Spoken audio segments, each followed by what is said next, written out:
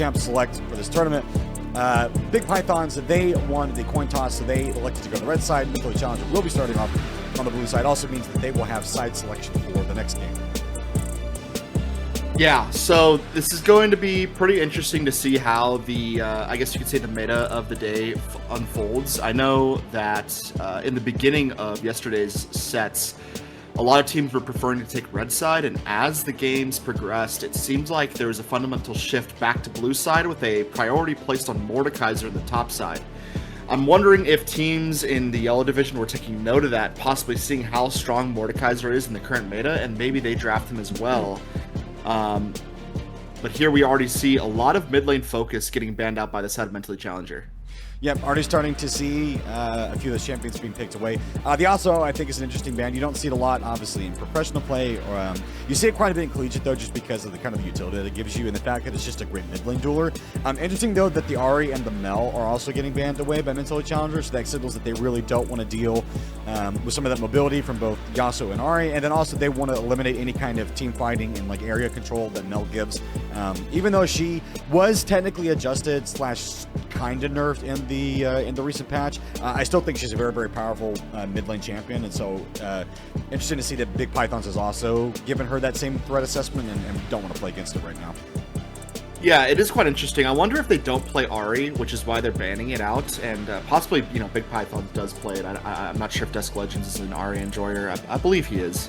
But it is interesting that they're banning both the Ahri and the Mel. Usually Mel is taken as a counter into Ahri, but what this does signal to me is that there's a quite real possibility that they would pick the Orianna. So they did. So they first picked the Orianna with Ahri and Mel down. That is pretty safe to do. And I imagine that the answer to that will probably be Victor. That's at least what we've been seeing from all the other teams so far. Yeah, having those two very strong mid lane picks in terms of giving you a lot of team fighting options, giving you scaling. But nope, it is going to be the Aurelion Soul. Similar thing to Victor, I think, though. Like it's common with some more champions that it just wants to kind of farm passively the late game. Is a very good team fighter. I think we've been seeing a lot of it throughout the entirety of this tournament. I think a lot of teams have kind of realized how powerful that champion can be. Oh no, here's the return of a Teemo. Oh, never mind, okay. I was thinking for one unconscionable moment that Teemo was going to get locked in. Yeah, Aurelion Soul is a really nice counter into the Orianna. You pretty much just fly at her and flamethrower, and Orianna can't really do anything besides run away, assuming she has phase shift. So they're going to have to play Alchemist is going to have to play extremely safe during this game just to make sure that Aurelion Soul doesn't run away with the lane phase. But pairing that up with the Jarvan is going to make those mid ganks very spicy and easy to execute, along with really the entirety of the mid game. Yeah. I would expect that their team's going to play towards the bot side, especially with the Leona draft here. Yeah, I mean, you hit the nail on the head. Accentuating that draft with the Leona, I think is going to help them quite a bit. Is a tremendous amount of CC already. Ori, Jarvan, Leo, great ball delivery systems, and I think just a really strong core. Like, you're looking at those three champions and you're going, okay, you got a pretty clear game plan. You've got a pretty reliable front line and core, like a core 3 already. I do kind of like seeing the Jarvan and the Xin Zhao battle again too. It's been a while since we've seen Xin Zhao. The first one, in fact, that we've seen in this entire tournament. So very interested to see how he's going to be played into that kind of that Orianna Jarvan Leo composition, especially since Zahin, since he's come out, has kind of taken the priority away from the Xin Zhao. So glad to see that it's starting to hit the rift again. Yeah, Jhin is a priority ban for most teams in the green division, at least, because so many junglers are fairly good on that champion, and it's when piloted correctly, it's a very scary champion to deal with. So yeah, seeing the Jhin versus Jarvan matchup is always interesting. There's a lot of weird interactions, and at certain time frames within the game, Xin Zhao is more powerful than Jarvan and vice versa, so it makes that matchup very interesting. What I also find interesting is that Mentally Challenger is elected to first pick support rather than the AD carry. That's always a little bit of a dangerous move. Support is one of those roles that can be countered quite easily. So I would imagine that we're going to see a lot more support bans here, and we do Mentally Challenger bans out the brand. I would expect a second support ban just so that Leona has a little bit of an easier time in lane.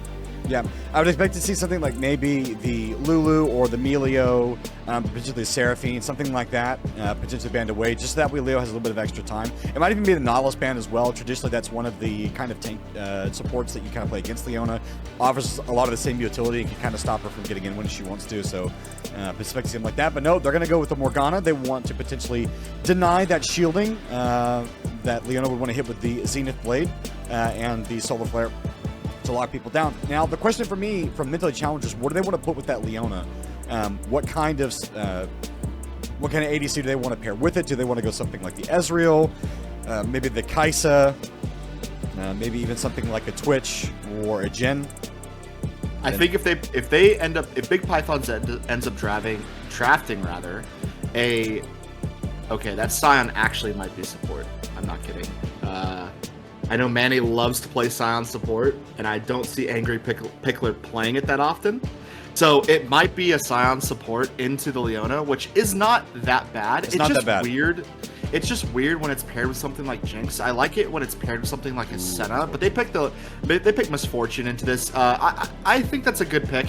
There's not a whole lot of dive on the side of Big Pythons besides Xin Zhao at this point, so if you just play behind your front line, you're pretty safe to just ult away. Yeah. Right now, Big Pythons are signaling to me that they want to draft a peel composition where they're not necessarily interested in trying to full dive someone on our tower or anything like that, but they're playing for passive team fighting capability, using Xin Zhao to get in and get out, having a lot of dueling potential onto some of those squishier members, and then like plenty of follow-up with Scion. I agree with you, Reed, that the Scion's going to be support. I think it's not that bad in the Leona, and it gives them just kind of a, oh, never mind. Nope. The Scion going to be going topside. There's that Nautilus to counter Leona like we highlighted earlier. Well, only one way to find out. We are on to the Rift for Game 1 between Mentally Challenger and the Big Pythons. Team Big Pythons, rather. Any interesting levels 1 setups? I think what we've seen fairly consistently throughout the entirety of this tournament is teams kind of wanting to be very cautious in how they approach their setup, which, I mean, that totally makes sense. Like, you don't want to risk too much if you can avoid it. I think, like, early priority, though, I think Team Big Python should be okay. I think Misfortune, Leo, though, in that bot lane, I mean, to me, I would feel that's probably the more heavy pushing lane. I think Jinx, like, has the ability to trade through. But I mean, both of those bot lane pairs, like, they are very, very similar in, like, how they approach level 1. So, I mean, it could go anybody's way. Yeah, I don't think we're going to see anything too spicy in the bot lane early on in this game. Tempo and Xeno are relatively safe players. They're going to play with some reservedness in the tank and kind of wait until that level 3 spike. I do think at level 3, their combination is pretty deadly, especially with Xeno carrying that Ignite. I think the only way that Manny and Zoko end up winning that bot 2v2 is from a misstep by Xeno in which he gets hooked by the Nautilus and just takes too much damage, in which case he has to retreat, and then they're basically held off until he backs and resets. Absolutely. Taking stock of the summoners in that bot side, Zoko, as you highlighted, being very cognizant of the lockdown from Xeno, so elected to take that cleanse, which makes a lot of sense. Tempo, not really having to worry, I think, or really not deciding not to worry so much about what the Nautilus can do, and instead just elected to go ahead and take the barrier, so having a little bit more combat trade power versus CC deniability. So, yeah, but I think you highlighted perfectly. Tempo and Xeno should just be perfectly fine to farm there in that bot side, even if they do get pushed in a little bit early, and does have, I always forget the name of that summon, or sorry, the rune. Not First Strike. Is it First Strike? On who? On Tempo. Yes, that's First Strike. First Strike, okay. I can't remember that. It used to be called something different, but having First Strike, especially as the Misfortune, like just stepping up passive, letting a Q, like getting a little bit of gold in your pocket. Yeah. It's basically turning mana into gold. Yeah, no, 100%. You really can start to snowball your lead, especially if you are landing a lot of those crit Qs off of the minions. It starts to stack up. You're going to get, like, 250 gold from that extra damage by the time you hit level 6, which is no petty thing. I mean, that's an extra, an extra portion of your item. And but just to harp on something you said earlier, we talked about Zoko taking cleanse. I am actually not a fan of the cleanse in this matchup. I think, okay, if Leona dashes to you, you can't cleanse that. The Leona dashes to you, you just cleanse the root portion. Sure. If you hold the cleanse, and Leona dashes to you. You're rooted for a second. Then Leona can land the stun. Now, if you cleanse the stun, all Leona has to do is wait a second and then ult on your face. So there's Leona is one of those weird champions where it's like you want to take cleanse because thematically it makes sense. You want to stop the CC, but you can only stop one portion of it if Xeno actually spaces it out. I know how cleanse works is that you use it and then you're immune to CC for another second and a half or so. But good Leona players will recognize that and they'll space out their abilities so that they pass that second and a half threshold. And not to mention in the mid to late game, you can't cleanse the Jarvan ultimate. You can't really cleanse the knockup. It just happens too fast. I'm sure if you have fast fingers you could, but he's gonna ult on top of you immediately after. And I just think there's too much damage coming over the top of that. I would have rather him take a summoner such as Barrier to have some more survivability in the lane. Sure. I think the only counterpoint I would make to that, I think, is like if you're the Jinx, you know that those initial forms of CC with the Zenith Blade and then the auto attack stun, that's going to be relatively short versus the Solar Flare is quite a bit longer. So I think from the Jinx standpoint of things, I think you're taking it mostly for the Shockwave from the Orianna. I think you're also taking it for the Solar Flare. You're going to wait for Leona to commit that Solar Flare before you lose, before you use the cleanse, unless you're in absolute danger of like your follow up from the Zenith Blade and the auto attack stun is. Dusk Legends, maybe potentially caught out here, chooses to flash and drag. Xeno's going to be here. Also flashes forward with the Xenoblade. Stun. That kill goes over to Cruci. First blood for Mentally Challenger. Xeno with the Xenoblade. It gets over there just in time. An excellent roam by Xeno going over to the mid lane. Able to follow up and secure that first blood. You love to see that from your supports, especially in these divisions where maybe they don't have as much experience. And, just performing that well on this champion is really nice to see. Hopefully we see more of that from Xeno going further on in this tournament. But, yeah, just an excellent roam overall. And now they're going to be able to secure Dragon because of it. Yep. It's going to be nice to secure that early objective, get the dragon stacking going on. And it was interesting yesterday. Oh, Mangler Pickler forced to flash out, and we'll do so. Got the Ignite and the flash from Hooli earlier, and we'll just live. But it was interesting to see, even yesterday, the kind of dragon stacking that teams were able to get off. But how many occasions it were, like there were a few notable occasions where teams had stacked 4 dragons and then were even still struggling in the game to kind of maintain lead. It even lost a couple times. So it's definitely one of those things, like it's not a guarantee that you're going to come out with like a win. Like, oh, we've, got 4 dragons, got the soul, so that just means we win. Like, it's not necessarily a direct translation of that. But man, that really does help you in terms of trying to get in a good position to win the game. Yeah, definitely. It does help you 100%. I think a lot of teams struggle with actually being able to end the game. They don't really understand where to be and what to do once you get that Dragon Soul. It's something that I believe, that I think Momentum, for instance, my team, I think we did a really good job of knowing when to end the game and how we could at certain points if an enemy team makes a mistake. But that's a hard skill to learn, and I think that's why we see so many teams struggling to win the game once they get that Dragon Soul in general. Yeah. And, I think you just brought up a really good point, talking about how teams don't necessarily know how to end sometimes the way they should. I think one of the biggest things that we saw yesterday, other than Angler Pickler, just activating ult underneath, just decided to submarine his way in there, like, oh, no, don't look at me, no, I'm just going to queue the wave, no, I'm definitely not going to ult you under tower.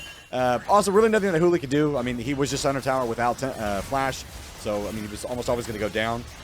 Trade on his bot side, Zoko and Xeno, just trying to see what they can do to one another. Nautilus still landing the auto attacks. Flag Dragon that top side, though. Really, so may not be long for this world, but it's actually across the rift. The trade to the bot side. Tempo's going to get rooted up. Excited. Zoko's excited. Throws out the ultimate. Flash forward, gets the double kill, doesn't die to the turret. And overall, a team fight. Why say a team fight? Overall, across the rift win for the Pythons, getting a couple kills 100%. Across the board. Yeah, Dusk Legends does end up falling in return for killing Alchemist, but at the end of the day, you were taking that 100%. Hooli just, the start of that play was basically Hooli just not really respecting the Scion, decided to sit under tower, knowing that Scion had his ultimate available, just gets absolutely run over and turned into roadkill. Meanwhile, on the bot side, Zoko gets absolutely excited from killing Xeno, able to flash forward and get that kill on tempo, and we saw in the mid lane, Dusk Legends and Albi working together to take out Alchemist, with Dusk Legends falling in return. But yeah, you will take that 10 times out of 10, and now we can see that Zoko is starting to be accelerated. side, already has that BF sword coming back into bot lane, but meanwhile, we've got something going down in this top side. Yep. Maniconda has found himself between a rock and a hard place, and I'm not sure what he was doing, thinking he was going to be able to contest those grubs, but he is going to be escorted to the fountain, and Huli and company will just go ahead and pick up the grubs there. They'll be happy to take that one away. So pretty good for them on neutral objectives. Yeah, they're winning some of these individual skirmishes, but they are still keeping even by getting those neutral objectives. And I think like if you're just calculating things and like taking into account like how the teams are going to feel about that, I'm sure that mentally challenged is going to feel happy with that trade. Alchemist. Yeah, 100%. Oh, that's so much damage. Oh, that's so much. And you damage. can't even escape it. He just killed him. I was thinking he was going to get he was going to get out of range of that Q, but I guess not. I guess the dragon just has the ability to reach you from very far. Yeah, no, and I was talking about in Champs, like, that's the thing that Aurelion Sol can do to Orianna, is just run her down. You can't do anything because you have no hard CC, so you just fly at them as Aurelion Sol, and you just get stacked after stack after stack, and eventually, if the Orianna is not near tower, you get the kill. And it's going to happen over and over again. All right, next moves for both these teams. I think they're happy to be trading some of these individual objectives back and forth. I think they've mostly just made the peace with what they want to do in terms of the game plan. For Mentally Challenger, obviously the objective is still the same. Start to build some levels on to these champions, start to get itemization in, and look for some of these team fights. And for TBP, it's just scale. Just sit back. Like, you're doing a pretty good job in getting some dragon stacking going, or at least you will once you have an opportunity in the next 40 seconds to go get a second dragon. Your bot lane's got pretty good priority. So the game plan is still the same there. Jinx has already got 2 kills. Going to be enjoying that extra gold, so they're not in a rush to accelerate this game and get in too many early fights. Yeah, and I think we're seeing a little bit of the Sion Rumble matchup results here in the top side. Sion, once he starts stacking that MR, is going to be such a problem for these side lanes. You're really only going to be able to have one person that can answer him in the late game, and that's going to be, Alchemist trying to like clear wave in time. But like I said, he's building MR, and we might even see him pick up a kill here if Huli's not careful, and he has to flash out. Nice flash. Manages to avoid the knockup, but still in a very rough state. Angry Pickler, even with no mana. Oh, bot side, though, we got to fight. Bullet time over the top is going to be the Nautilus, the first to fall. Who else wants to follow up? Tempo. Yep. Middle Challenger deciding that they really wouldn't prefer TBP to go ahead and get some dragon stacking, but they're not going to leave this one away. Albie here still has Smite, still has the ability to get into the pit. Xenoblade gonna miss. Flag drag on top of the jungler. Now that's going to eliminate the Smite threat. What else can they get? They want to try and egress for more. Zoko. Oh, they potentially want to get a little bit more. If Jinx gets a kill, it gets sketchy. Xenoblade on top. No further follow-up with the CS, though. Smite added. Cruci going to be the next to fall. Zoko goes berserk, but not able to get anything more out of it. But Magana has gotten back here. It's still a 3v2. The Big Pythons, they've done a good job in CCing and at least delaying this dragon, but they keep sacrificing members to do it. Trying to throw bodies on top of this fire. Will it even stop MC from going to try and get this dragon? I think they're just going to call it off and come back to this in just a moment. McKenna, ooh, he has the ability to kill Alchemist. Throws out the ulti and the ignite. Slays the mid laner, and it ends up making this whole thing an even trade. Sub-portal combat. We love to see it. Yeah, it seemed like at the very start of the fight, the side of Mentally Challenger used all of their abilities, all of their ultimate combos to just take out Maniconda, right? So at that point, I think that Big Pythons has the confidence they need to start playing around the bot side of Dragon Pit. But once they get there, they fail to realize that the Flag and Drag is still an available option for the side of Mentally Challenger. Mentally Challenger, Cruci takes advantage of that. Flag and drags in, takes out Albie, who's just playing a little bit too disrespectfully, being too far up with half health, and we saw him fall shortly thereafter. I guess if you're on the side of Big Python, you're just happy that Dusk Legends and Maniconda able to pick up some kills on their way out. But yeah, Mentally Challenger ends up making their way back around once they're all respawned and takes that first dragon. Yep. Good play by them, I think, to go in and continue to stack the dragon. I mean, they did such a good job at stalling out, and even though they lose a couple plates across the map on the top side, Angry Pickler is able to teleport up there and prevent Holy from getting too much more. And so I think just still a really good state for the Big Pythons. Like, not losing too much across the map right now. They're not being, too heavily pressured. And the one thing I think that I'm surprised I haven't seen yet is the fact that, Mentally Challenger, they built all these champions to do a very, very heavy dive comp with the Rumble, with the Jarvan, with the Orion on top of it, and having Misfortune. And yes, they did win that impressive team fight down there initially around that Dragon Pit, but then that's kind of been it. And I've been surprised that they haven't tried to apply more early pressure in some of these solo lanes, to knock out either Zoko or Dust Legends, on that Aurelion Soul and the Jinx respectively. Yeah, it seems like they're trying to play into Mentally Challenger's hand, which you're never going to win in those 5v5s. I would like to see Big Python start to focus this top lane more and set up some 3-man dives with Albi and Dusk Legends combined with Angry Pickler's Scion. I think that if you get Hooli far enough behind in a lane where he's already bleeding, you're going to end up having a very nice situation going into the mid and late game where Scion can do whatever he wants in the side lanes, and effectively will get to a point where he can sit on tower and Hooli will not be able to do anything against him. Well, here's the thing I'm concerned about there too is, you kind of pick this Rumble expecting that you're going to be able to aggressively start team fighting and get some kills. And that Rumble is, it kind of wants to get some early itemization, reach reach 2 items faster than anybody else.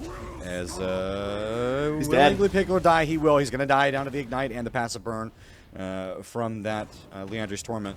But I think right now, like, Angry Pickler is still doing a very good job of just going even in lane with Hooli. And I think for the Scion, like, that's a win because, Hooli eventually will fall off once he reaches that, 3-4 item spike. He's not going to get much more powerful. And, he's not significantly ahead right now, which you would say, I think, overall is, not necessarily concerning, but it's also not great. Like, you'd like to see the Rumble way farther ahead than he is right now.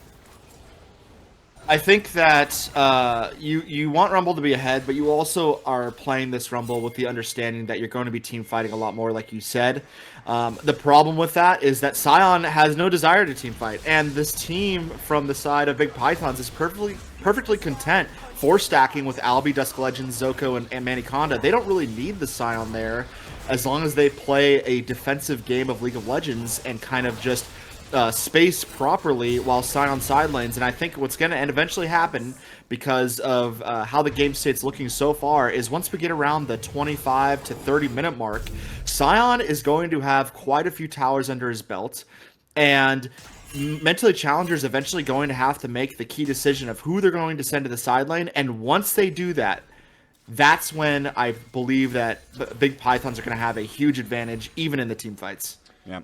I also want to point out that even itemization-wise, even just a little bit of magic resist massively helps the entirety of this team against Hooli and Alchemist, which is a big part of their damage. Now, obviously, Tempo's going to be able to shred through a number of these targets if they're not necessarily building any sort of armor. That'll very much help him to, to start getting a lot of his kills, especially on the squishier members. But, like, outside of having to worry about Tempo, like, if you can pop the Misfortune fairly early on in the fight, like, you're not necessarily too worried about Hooli and Alchemist, especially if you're buying stuff like Merc Tregs or passing, just getting any sort of magic armor that gives you, just any base amount of resist. Right. Yeah.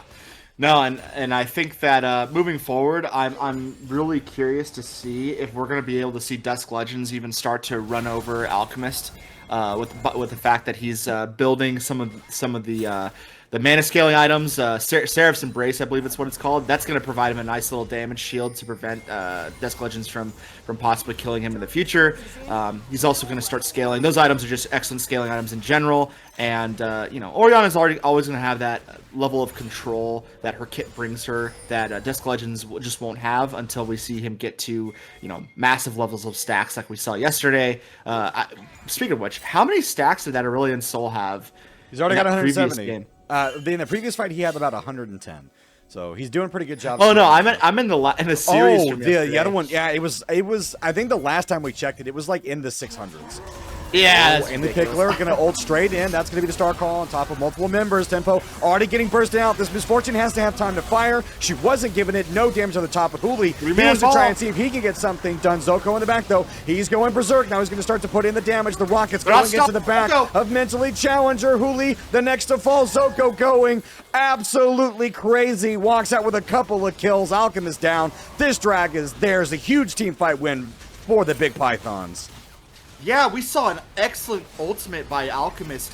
He was able to he managed to get 3 people in the Ori Ball combo with Cruci, but it didn't even seem like it mattered because 2 of those members are your tanks, right? Maniconda and Scion. So the only third person left is Dusk Legends. He's able to flash out and do enough damage before he falls. I believe we saw him take out Tempo and almost kill Xeno as well. And it just seemed like none of that team fight really meant anything at the end of the day because of the power brought to the fight by Zoko, able to stay out of those combos and just get excited. And yeah, here we go. So we see Cruci, Alchemist, and Xeno here waiting in the bush. They know that it's been de-warded, so they know that they can land a combo quite easily. It looks like they're trying to wait for Albie as the main target, but they get surprised by Angry Pickler, who ults into the bush immediately, having seen them walk out. That's followed up by the Comet from Dusk Legends, who starts to chase down Tempo, takes down Tempo. The 3-man Ori Ball lands on Dusk Legends, Manicon, and Angry, but like I said, Manny and Angry stay alive.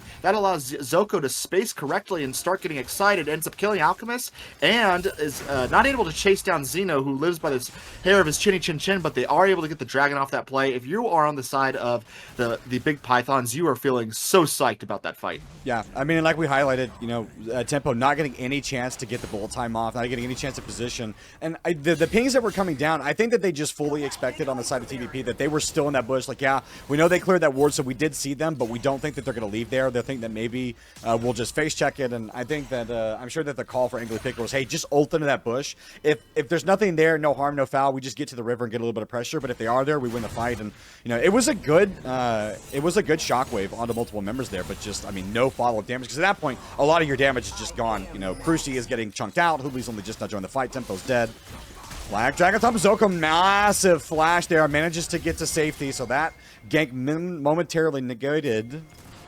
Albie's here. Yeah, but with Zoko's flash down, that is a scary summoner that you never want to be without as a Jinx player. It's one of the only tools you have to stay out of Cruci's ultimate, and Cruci's ultimate will be up before the flash is back up. So I know that the call for Mentally Challenger here is, hey guys, let's just back off and wait until there's another opportunity that presents itself. But I think we're going to see Alchemist, just barely able to get out of there. Yeah, and I see what the call was for Mentally Challenge there. They were like, okay, we have the Herald, we have like 3 strong, we can start to call people in here, dive this bot side to get this tower and then get a couple kills. I think that was with the Herald, that was always what they wanted to do. I figured they were going to try that whenever they got it earlier. But I mean, massive respect to Zoko. Like, was Johnny on the spot with the flash, didn't get taken down.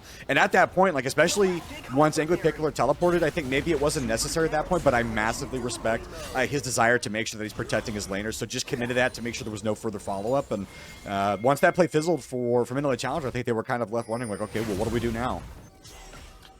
Yeah, something I want to harp on a little bit is Scion's itemization choice with the Unending Despair second. It signals to me that they want... Chomper, Zoko, gonna get stopped. Yeah, the Super Mega Death Rocket gonna give him rage. And now Xeno's gonna try and find a way to get out of here. He's gonna continue to get CC'd. He's so tanky, even underneath the turret. But Maniconda's gonna continue to tank it. It's a double kill for the Jinx, who is running away with this game. That was not what they wanted to have for the side of Mentally Challenger. Any champion you wanted to be strong, it wasn't the Jinx, and now she is absolutely on fire. 100%. They've got these 2 massive scalers, really 3 on the side of big Pythons that are just, and all 3 of these players are piloting these champions excellently. Scion is becoming a menace on the top side, Dusk Legends is stacking up as needed, and you've got Zoko on the bot side pulling an absolute tear, already 6-1 and 2 during this game. It's excellent to see. I bet you if you're Albie, you are so psyched as a team captain to see your players play this good. Yeah, and the very thing we said might happen in the bot lane did happen. Tempo got caught by Maniconda. That immediately results in his death because of the traps going over the top of all the CC that Maniconda provides. Tempo electing not to take cleanse like Zoko did, and therefore by Alchemist. Oh my gosh. Yeah, just throws out the shockwave to try and bite a little bit of space, but it's just all for nothing. Yeah, if you do not understand that matchup, if you are, thinking, hey, I'm going to play Orianna because it's a relatively safe first pick, you almost always need to ban Aurelion Sol if the other player even relatively knows how that champion works, because things like this will just happen over and over again. But you got to give credit where credit's due. Dusk Legends identifying that immediately in Champ Select and picking appropriately for the mid lane. I hope we see more of that, thought process moving forward. Yeah. I would say consolation prize, but it's not much of one, is the fact that this ultimate for Dust Legends will still be down whenever this dragon fight starts. But I think that their gold lead is just so, like, they're so far ahead right now. 2.8 at 2 minutes. It's not the biggest one, but it's less the actual number of the gold and more what that means. And what it does mean is that Tempo and Xeno are going to be absolutely forced out of here. Tempo pops the barrier just to survive the little bit of that damage, but that means that they are, never mind, he's not going to live. Super Mega Death Rocket Zoko with the surprise hit. Oh my god, I got the kill. Yeah, it is going to go into rage, which will help them take the dragon, and that is going to be their third one, which puts them on drag point. And Mentally Challenger now, they're going to have their work cut out for them. Zoko, Dust Legends, they are absolutely running this league. Yeah, you've got to set yourself up some kind of crazy combination play here. If you're on the side of Mentally Challenger, you've really got to start deathballing and playing to your team comp's strengths and using your ultimates in combination with each other. If you don't, you're not going to win these side lane battles. I mean, the entire bot side of the map for Mentally Challenger is falling apart at this point. We've got an 0-5, 1-4, and 1-2 lanes. Meanwhile, on the side of Big Pythons, you know, all of the side lanes are just getting absolutely fed. And, you know, the team comp is working as expected. And I would expect that Sion is going to become even more of a menace. You're not going to have an answer to him because Huli is falling behind. Although he does have the four kills, he's just not able to kill Sion anymore. No. And, you know, something I was saying earlier is that Sion elected to get Unending Despair as a second item, which usually triggers that you want to be team fighting a lot more, but we haven't seen Sion in too many team fights besides that dragon play earlier where he got 3-man Ori ulted.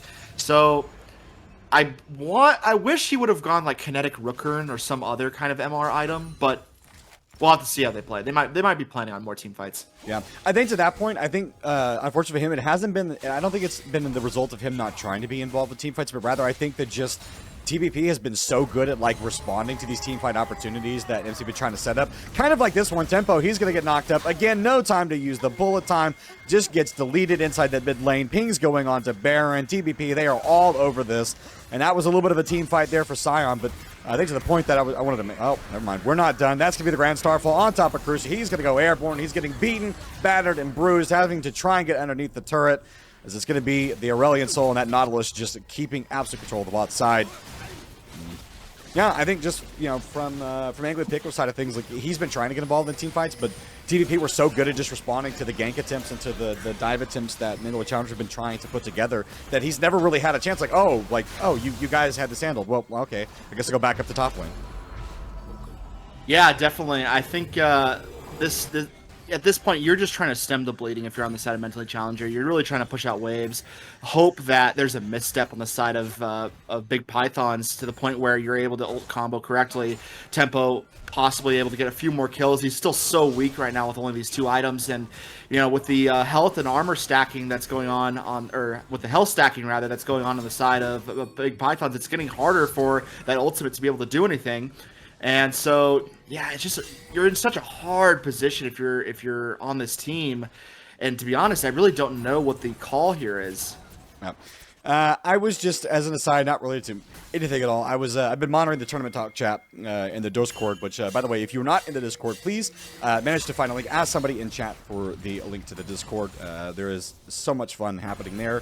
That's where we're going to get all the information about the tournaments and the regular season stuff coming up, which you're super excited about.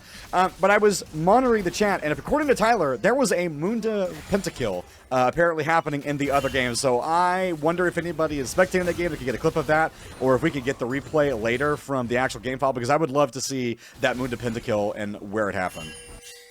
Yeah, definitely. I would like to see what team actually was able to get that pentakill. Yeah, we're going to eventually end up watching both of those teams later in the day. Yeah. But is Huli still doing the $20 for pentakill thing? Oh, never mind. It already happened last night in finals. Yeah, I saw it last night, but I didn't know if he was still doing it, if it was just for the only pentakill. That's going to be the ultimate for Rumble across the top.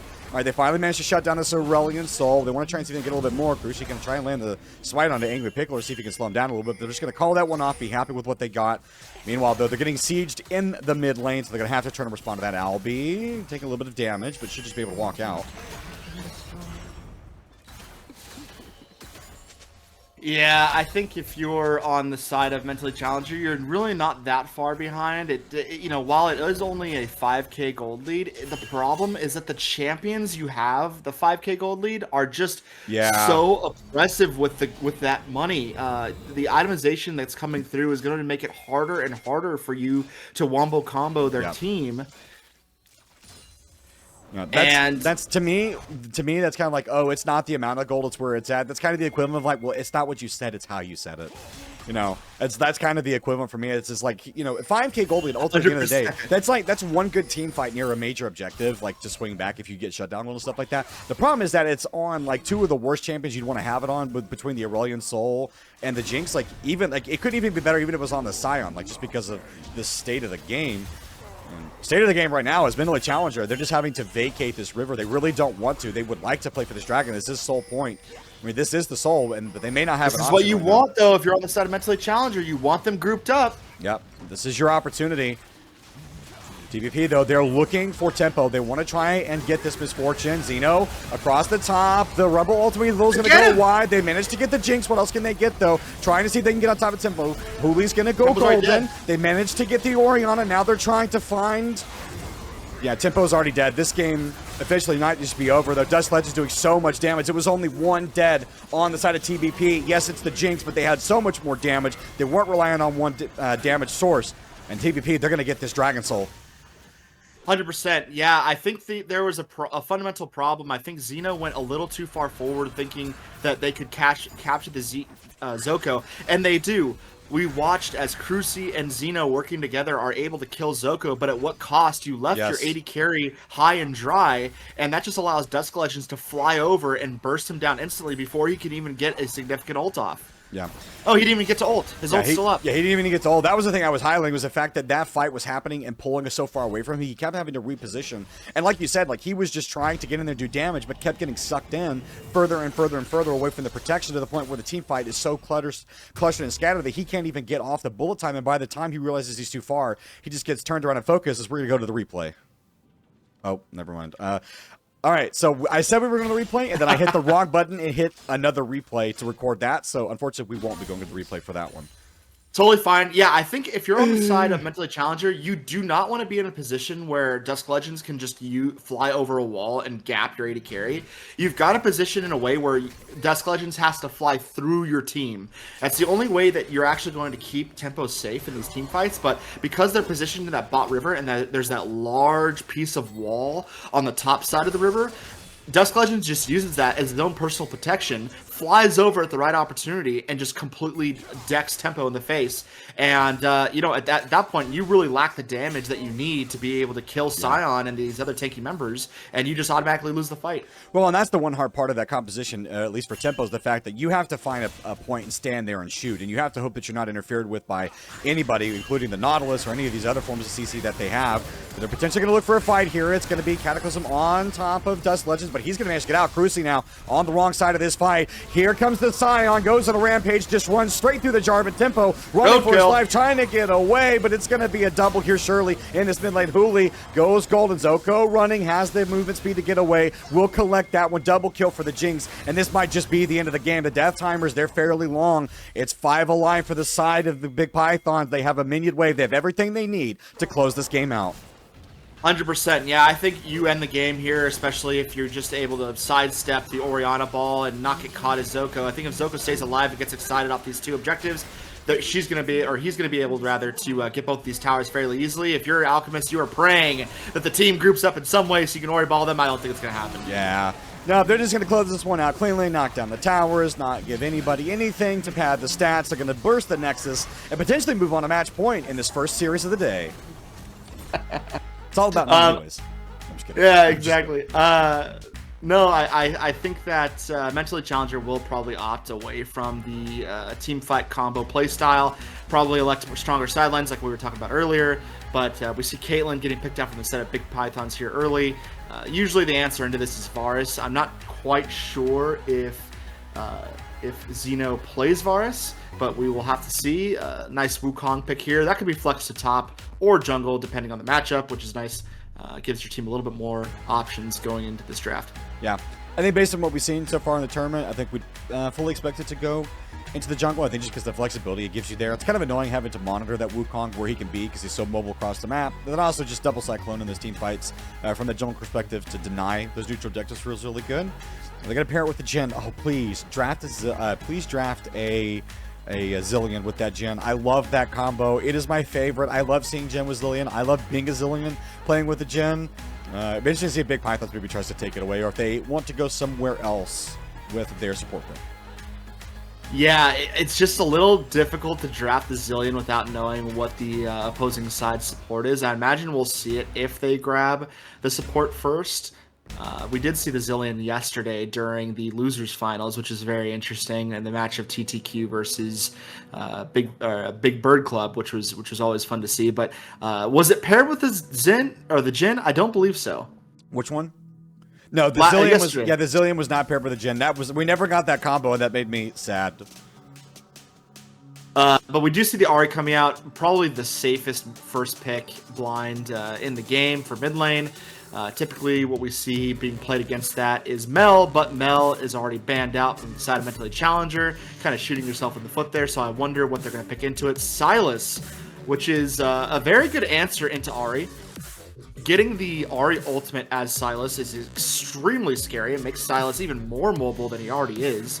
And so far, the Vi ultimate also pretty promising for Sylas. And it prevents Big Pythons from grabbing Malphite in the top lane without even having to ban it. Yeah.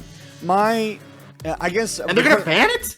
Well, because the question I was going to ask, because I thought was interesting, was Big Pythons, them selecting the Vi. Like, don't get me wrong, Vi is a great ganking champion, but normally you pick Vi when you start to see bruisers and champions because of the existence of denting blows, because that kind of helps you shred through those tanks. So, but then the immediate next thought I had was, okay, well, maybe not only are they just picking that for the mobility and the team fighting, but also they're picking that to dissuade Mentally Challenger picking any, like, super tanky or bruisery champions, knowing that the Vi will just help shred through them.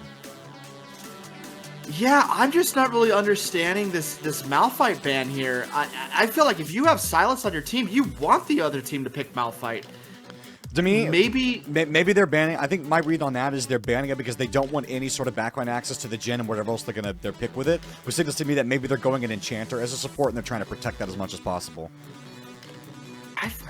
I don't know. It just feels like you're shooting yourself in the foot a little there, kind of killing the options that Sylas would have and the power that Sylas brings you, right? Like, the reason why Sylas is such a strong pick is because of his influence in champ select. You can't pick certain champions for fear that Sylas has too much access to what you can bring to the table. But now with Malphite off the board, that's one of the strongest champions that you want against your team. It does present a danger to Jin. That is entirely true. But, you know, I feel like almost if you pick an Enchanter with Jin, like Lulu, that would protect him from that Malphite ultimate, and you wouldn't necessarily have to worry about it as much. And they pick the Poppy here, which is strange. Poppy as a top laner is great, but it's not one of those top laners that you want to see first picked. Yeah, of course, we talked about earlier that Wukong still could be the flex, so maybe they want to put the Wu top and put the Poppy in the jungle.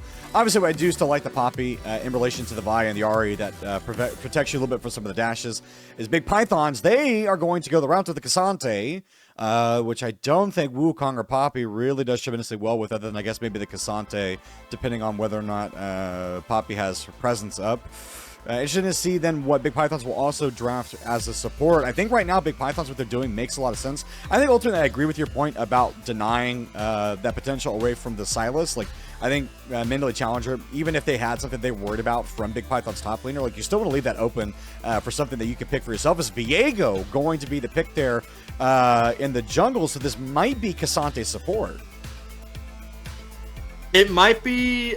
No. Oh, wait. Yeah, Vi in the jungle. You're right. This might be Cassante support. It's a little bit crazy, but like with the knockback and the traps and stuff like that, like there is some interactions that are kind of interesting with Caitlyn, but my read is it's Cassante support. I feel like you just go Alistar here and it's GG. I feel like you need to draft Alistar here 1,000%, and it is so over. Oh my god, there it is. Alistar. We can forgive them a Sylas mistake now because they got Poppy Alistar. I think this is exactly what you need. Challenger on the red side, TBP on the blue side. And yeah, I think to your point, like, it makes a lot of sense in terms of what the Alistar can bring. And then the Poppy alone, too, getting tremendous value out of that. My only concern for Mentally Challenged there, though, is I think that their damage is very heavily wrapped up in the Jin and the Sylas. I think, like, Poppy is really not going to be a huge damage dealer. Sylas the Wukong also not going to be a huge damage dealer once it comes to late game. Yeah, he has a great Cyclone, but you're not really playing that for the damage. You're mostly playing that just for the knockup ability that it brings you. Oh, no. Oh, Angry Pickler. He's going to get spotted here. Oh, no, it's a level 1. Is he going to flash out? He has the shield. Double ward, unfortunately, into that brush. That is so cursed. The minions are already there. He's going to have to be in TP in. Yeah. But I think that's better than dying, and he didn't expend the flash, so at least he won't be super vulnerable in the lane, but he will lose a little bit of that pressure. So you hate to see it. Just got a little bit... well, I mean, I don't think he was getting super greedy for the ward. It's a fairly standard ward, but I think in that instance it looks greedy because, you know, not that he knew it, but there were 2 people standing there. Yeah, 100%. I mean, I don't really see the point of walking that pathway, you know, through the bush and then hugging around the wall. You kind of always want to come from the angle of the river and then hug the wall so you can see around that corner a little bit quicker. And it just prevents that from something like that from happening. Also, I don't really think it's ever safe to ward raptors like that unless you have support from your mid laner or your jungler. So we just see him getting punched because of that. Now Hooli having a nice little EXP advantage in the top side. Yep. That being said, though, Angry Pickler doing a fairly good job getting back up there and getting caught up on minions. I think it's just passive with both these guys. They want to try and farm, but I think Poppy will just have permanent prio in that lane up until something happens. Someone comes up there. But then the reverse is true for... Oh, Flash. If that charm had landed... Alchemist would have been not so happy, as Ducklash has been doing a very good job, demonstrated that he was more than proficient on that Aurelion Soul in Game 1, so definitely looking to see that matchup get even more spicy, because what I was going to point out was, even though the trades on the top side necessarily not so great for Anglo Pickle, Dust Legends, is he going to be able to get out? Cruci, flashes forward, Dusk already blew his flash, first blood to Mentally Challengers. Yeah, Cruci playing with Alchemist a little bit more than he was last game. I mean, we didn't really see that mid combo happen ever against Dusk Legends on the Aurelion Soul, but glad to see that they pull it out so early. A level 3 gank coming out from Cruci. You wouldn't have expected it if you're on the side of Big Pythons, and Dusk Legends just falling there to Alchemist. And that's the one thing you don't want to see if you're on the side of Big Pythons, is this Silas Wukong combo getting any stronger than it already is. Yeah. And a great heads up play by Cruci as well to recognize that he could gank there, and well communicated that, hey, Ahri Flash is down, doesn't have ultimate, going to be very difficult for her to get away. And just happy to have that first blood gold, I think, you know, into the pocket of the Wukong. That's going to accelerate him. He's going to be able to get more ganks off a little bit more efficiently. And that means when he comes into lane, that extra itemization, people will start to fall. So, yeah, I like the proactivity. And I think good adjustment even from last game, knowing that they can be a little bit more active. Flash forward, though, because the Silas now, the one without the flash. One more ability would do it. They want to give it over to Dust Legends, but Albi's going to pick it up just to make sure that they actually secure that kill. You talk about gold being good, though. Viego, that's another champion you really don't want getting any gold early. 100%. And for viewers that already know this, I'm sure there's a lot of it, a lot of them talking in tournament chat right now. Not only that, but Albi, known for his Viego. That's the one champion that you need to ban against Big Pythons, because if Albi gets this champion, he is an absolute menace. It's the reason why he was able to climb so high in the solo queue ladder, is because of his excellency on this champion. And so, you know, it's one of those games where it's like you want him to pick it probably because, or you leave it open thinking, hey, if he picks this champion, at least he can't pick it again, and we've got some kind of answer into it. But I'm not seeing that answer on the side of Mentally Challenger. Yep. That mid lane match. Maybe Silas. Maybe Silas is the answer, I guess. Maybe Silas is the answer. That mid lane match is starting to get even more and more spicy, though. Those trades, the trades of electrocutes too. Both champions I think both mid laners just trying to get as much control as they can because they know how important it's going to be for the entirety of this game. But Alchemist in a better spot, has the level advantage, stacked a massive wave. And so we'll just be able to drive it home. Even as I say that, though, Magnaconda is here, lands the charm. He still has no flash. Will he be able to get forward? Yes, gets the stock up. Denting blows will help Dust Legends get his own kill, 1-1, all evened up in that mid lane. Fantastic roam from the TBP support. Yeah, we saw it last game from the side of Mentally Challenger. You know, we gave Xeno praises for swapping over to the mid lane on that Leona, getting the kill early for Alchemist when he was on the Orianna. But that time around, it's the opposite. Manny comes up and gets a nice little kill for Dusk Legends. Yeah. And I think even when we saw in the last game where they were trying to get that done on top of Dusk Legends in that mid lane, they never really were successful in doing it because it was so well scouted that he always had the information that he needed to make sure he could stay safe. But it was the opposite this time. I think Alchemist just not being respectful of the ability for Vi to roam. And I think, too, just maybe thinking that he could just walk out of there even if he saw somebody coming, but was definitely wrong. So yeah, good on TBP to continue to keep their own kind of pressure and to try and trade back, and they're up a little bit of gold. Not a lot, it's basically negligible, but it's every little bit counts, and that's how you get bigger leads started. Yeah, as Ari, a small gold lead always just feels incredible.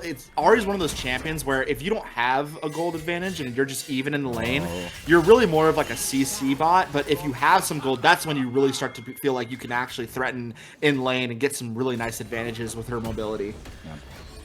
Speaking of mobility, Dust Legend stole away the Ari ultimate, so we'll have that in his pocket in case something happens. His flash will be off cooldown here soon enough, so shouldn't expect him to be careful here. That Poppy can do a lot of damage.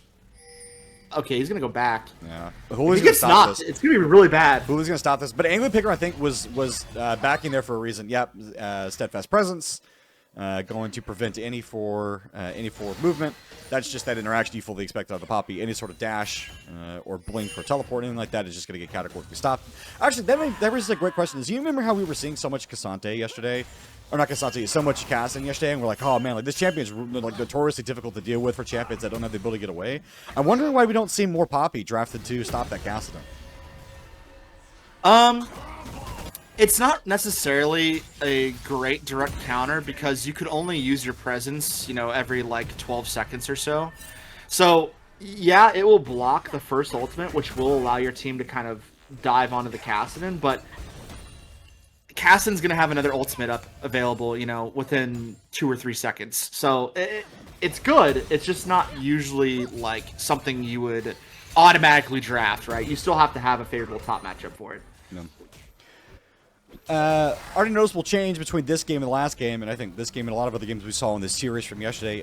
No really big early drag pile here. Inspiring. Oh, that didn't stop the back. Close. Funny that I think that's kind of a funny interaction that a back doesn't technically count as a sort of movement ability that can be stopped by Poppy. It would be funny categorically if like you could just put on steadfast presence and then just walk up to somebody backing and that would just stop the back.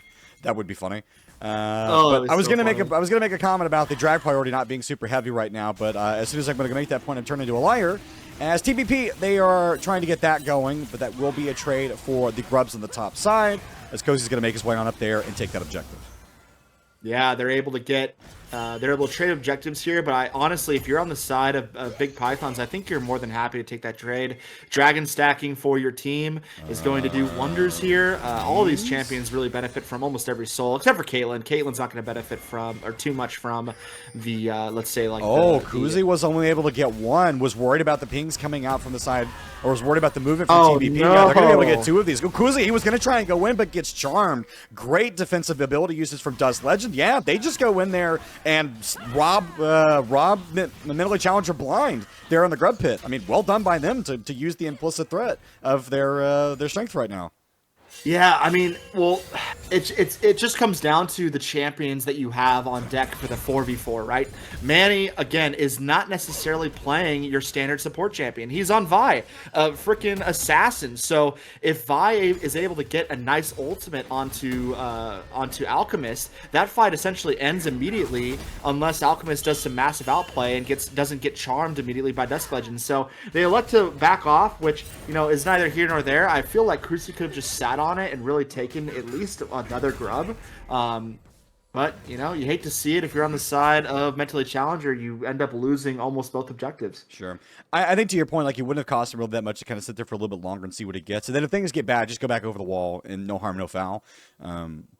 But I think they were also worried about there being a pitch fight that they probably didn't feel that they were ready for, just because of the man advantage and, like, I don't know, sometimes, I mean, this is a weird thing to, like, to point out, and this is kind of an intangible, but stick with me for a second.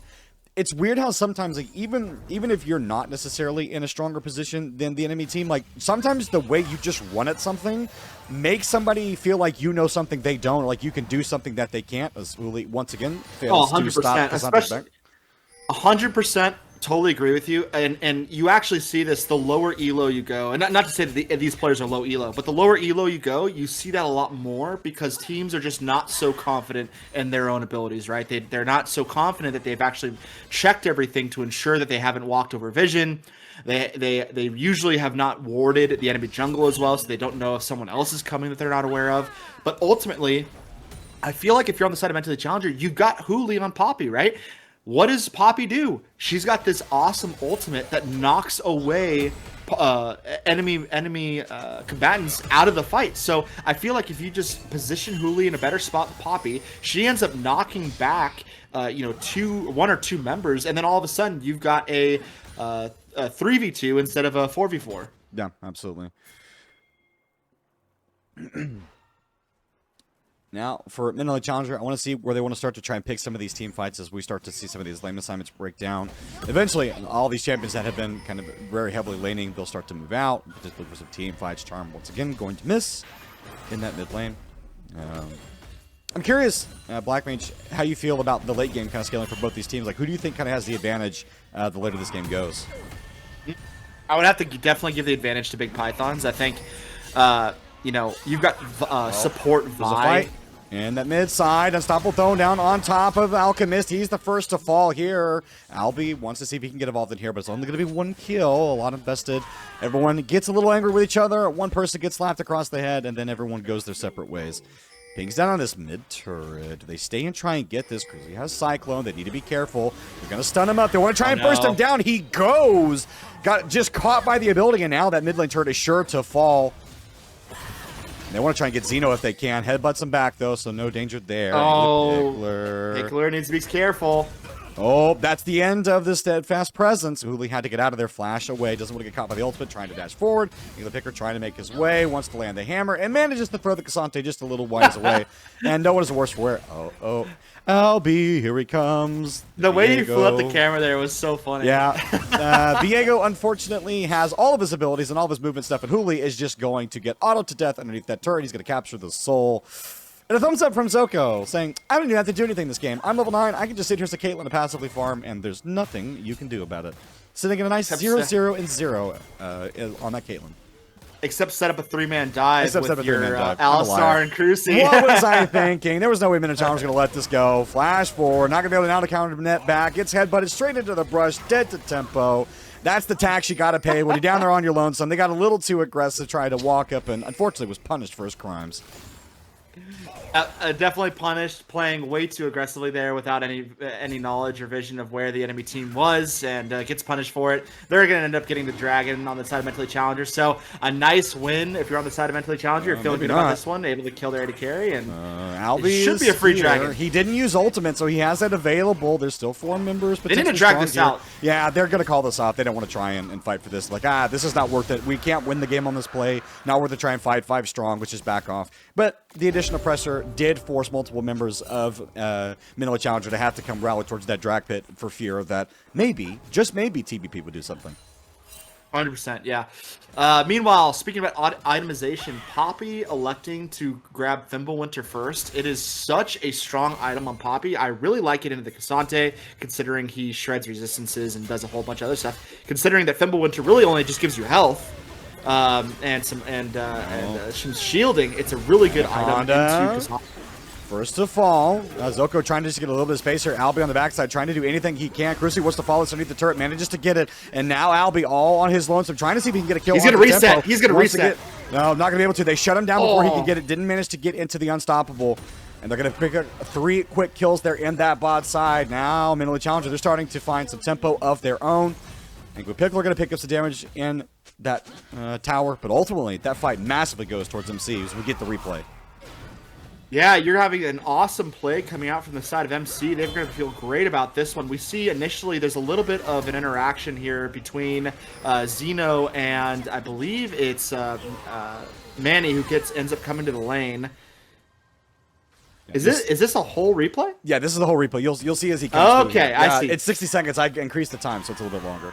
Yeah, so we see this interaction between Xeno and Maniconda where they're trying to interact with each other. He ends up canceling the charge, which Tempo follows up with a nice stun insta-kill. He's able to flash barrier out of his ultimate. That's what actually happened. Albi missed the ultimate, which is why he wasn't able to use it during that team fight. Eventually, you see that Cruci is able to chase down Zoko, and they end up killing Albi without much of a fight, just simply because he missed that first ultimate. Sad to see it if you're on the side of Big Pythons. As we go back to live, Uli missed his ult, and now he's in a lot of danger. Steadfast Presence not going to give him much of anything to be steadfast about, as Angry Pickler Just continuing to bully this Poppy in the top lane to draw up the jungler. Needs to be very careful, though, as there's too strong there. Alistar waiting in the wings. And the Pickler going to see him. Gets headbutted backwards. But this Rift Herald should be TBPs. Yeah, I'll be really showing off what he can do with this champion. Not only is he playing well in the champion, but he's also just playing well as a jungler in general. He seems to be everywhere all at once. He's involved in all of these fights, able to get advantages across the map. We saw it mid, now we've seen it top, and he's been bought plenty of times. It's a little bit of everything all the time. Yeah, I think if you're on Big Pythons, you're hoping that this is the KO game because you do not want to play any more games where Albie is not on this champion. You know, you've been given this opportunity. The last thing you want to do is squander it. And I think if you're on the side of Mentally Challenger, you're just trying to play towards your strengths. Let's get Alchemist maybe some more gold so that he's more of a threat in team fights. But so far, they've been able to shut Alchemist down quite easily. Yeah. That's going to be the one concern that I have continuing to go forward is even though Jen scales incredibly well into the late game, and so does Silas, you know, only really having those two damage threats outside of Cozy, who, no disrespect, can get things done in a team fight, but is not like the ultimate damage source. Dust Legends goes a little bit farther. That's going to be Zeno the first to fall. It's a Cyclone onto multiple members, but they're just trying to get a little bit of space. Dust Legends managed to get out, and now Cruzy on the wrong side of this one. Denting blows, getting knocked up. The Apprehend also going to stop him. This is going to be the ultimate from Caitlyn committed to try and knock him down, but ultimately it's the Vi that gets it. It's a couple of quick kills there in the bot side. A fight massively going the way for Mentally Challenger, for TBP. And Mentally Challenger forced to vacate in that bot side. 100%, yeah, that was a great play by the side of Big Pythons, able to pick up. Oh. Yeah, they were able to answer that play on the bot side. They spawned the Rift Herald, they were able to get that tower down, and it looks like it might even be able to collapse the second time. Oh no, they're able to stop it. But ultimately, yeah, they're able to kill Cruzy off the backside of that play, who was just not able to pick up anything of his own. Let's see that replay. So yeah, we've got, I think at this point at the matchup, this is right when Alchemist ended up going down. We were having a discussion about how Alchemist will need to find some way back into this game. Meanwhile, Cruzy is trying to get a play going around this bot side. He's looking for a breach in their vision where he's actually able to get through. We see that Zeno ends up joining Alchemist in an attempt to try and catch Dusk Legends in the middle of this wave, but as he dashes forward, he does not see Maniconda in the rafters, who immediately deletes his armor, and they end up getting the kill for it. Meanwhile, Cruzy only able to ultimate onto Maniconda and Albie, which ends up doing 0 damage. We see even the Caitlyn ultimate coming in, so that ultimately is 4 assist play there, with the kill going over to Manny. On the backside of that, obviously the tower going down, they get a little bit of additional pressure on that second tower and then manage to get this dragon. They're not even going to be able to trade for this turret in the top side, as Angry Pickle's going to go up there, cut this wave. They get all the plates, but there's pings coming down. Does he know the Wukong's waiting at the wing? If he steps too far forward, this would be an easy fight for them. Looks like he's not going to complete the recall, and instead is going to continue to try and fight. This Angry Pickle wants to fight towards his own turret, because now they know that the Wukong is there. Jen running to try and cut off the escape if they can. Ultimately, I think won't be able to do so, but instead they'll take that. Got to get the root on top of Zeno. Oh, the hammer only going to eject 1, but it's Zeno here. Or sorry, not Zeno. That's the one you want to kick out. That's the one you want to kick out. I'm not sure what the goal was there. Maniconda went a little too far forward. Now Angry Pickler has to come back and try and help with this one. Double Cyclone going to go off. Cruzy trying to see what he can get done. Hooli, unfortunately though, when you don't do a whole lot of damage, this is kind of where it happens. Manages to slay the Viego, and now Angry Pickler, he can be able to turn this back onto Hooli. It's a 2 for 2 in the end up in that top side, but I think Maniconda really didn't need to commit that far, and I think that was a kill that was unnecessarily given over. Yeah, I think you are so lucky if you're on the side of Mentally Challenger. Hooli with a bit of a hero play there, knocking away Angry Pickler. If you didn't notice, the Cassante actually ulted Zeno while he was in his ult form, meaning that he siphoned all of his stats and was just an absolute menace. You actually saw, as soon as he siphoned all those stats, he absolutely nuked Zeno, killed him in like 3 hits or something. So if he wouldn't have been knocked out by the Poppy ultimate at that time, I think he would have run over their entire team. Oh, absolutely. We would have seen Angry Pickler gotten a whole lot of kills there. I will say, though, Hooli showing off the value of that Poppy. It seems like every time someone's going to get a dash, they just go for a little bouncy castle ride, as Poppy's like, no. Steadfast presence. Stay 5 feet away from the person I'm standing next to. Thank you. Don't touch. Germs. Exactly. But I mean, even despite that, though, that fight kind of going a little awkwardly, the gold lead has still steadily continued to grow. It was about 4.5 earlier, and now it's almost 6. They've got their second dragon to their name, and they're just starting to slowly trying to get more control over this map, starting to get a little more aggressive in their positioning, try to get some more aggressive warding. They've continued to knock down these towers. They have all 3 of their outer structures up, which is huge for them. As Anglo Picker going to knock this one down. Alchemist, though, wants to try and see if he can get on top of the Cassante. Will have the ultimate available. Huli has Inspiring Presence, but as long as Angry Pickler doesn't dash yet, he should be fine. Ping's coming down. Angry only needs to last a little bit longer. The Viego waiting in the wings. The ult used by Alchemist, but now Viego's here. Albie wants to see what he can do. Wants to try and get on top of the Silas. You need to kill him first. Huli just trying to buy even more time, but not going to be able to do it. Dashing forward. Can they get the Poppy? They do, but Steadfast Presence buys a little bit of time. Dust Legends also here. Unstoppable. Trying to get a little bit of space. Gets the stun. Gets the damage. Dust Legend's not going to hit the charm, but it just doesn't matter. The Poppy has nowhere to go. Cruci wants to see if he can trade for something. Xeno pops the barrier to try and live a little bit longer, dies in the end, but it's all for nothing. It's 3 strong on the sign for TBP. They're going to start to get that tower.